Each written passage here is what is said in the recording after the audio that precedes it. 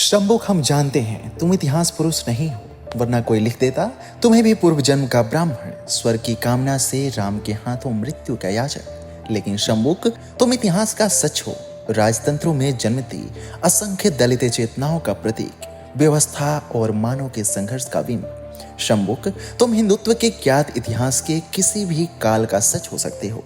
शंबुक, जो तुम्हारा नाम नहीं है क्योंकि तुम घोंघा नहीं थे, घृणा का शब्द है जो दलित चेतना को व्यवस्था के रक्षकों ने दिया था। शंबुक, हम जानते हैं तुम उल्टे होकर तपस्या नहीं कर रहे थे, जैसा कि वाल्मीकि ने लिखा है, तुम्हारी तपस्या एक आंदोलन थी जो व्यवस्था को उलट रही थी।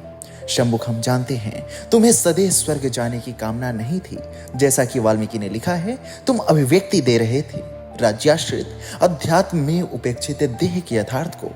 शंबुक, हम जानते हैं तुम्हारी तपस्या से ब्राह्मण का बालक नहीं मरा था, जैसा कि वाल्मीकि ने लिखा है, मरा था ब्राह्मणवाद, मरा था उसका भवितव्य। शंबुक, सिर्फ इसलिए राम ने तुम्हारी हत्या की थी, तुम्हें मालूम नहीं जिस मुहूर्त में तुम धराशायी हुए थे उसी मुहूर्त में जी उठा था ब्राह्मण बालक, यानी ब्राह्मणवाद, यानी उसका भवितव्य।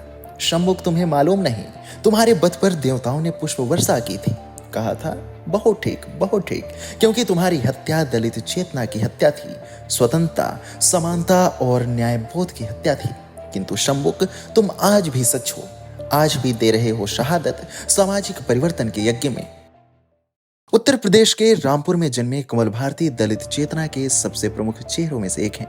इनके पिता मोची थे, लेकिन घर की आर्थिक हालत ने इनके उजाले पर अधियारा नहीं किया। 15 साल की उम्र से ही उन्होंने दलितों की खेदजनक स्थिति को उजागर करने के लिए कविता और लेख लिखना शुरू कर दिया था। अपनी स्नातक की पढ़ाई को आगे बढ़ाते हुए भारती हिंदी साप्ताहिक समाचार पत्र सहकारी युग के स्तंभकार बन गए। गरीबी में वर्षों तक संघर्ष करने के बाद व्यक्तिगण को उनकी कविताओं का पता चला और तब उन्हें अपनी कृतियों के लिए प्रसिद्धि मिली। आपको भीमरस का हमारा यह एपिसोड कैसा लगा, हमें कमेंट सेक्शन में जरूर बताएं।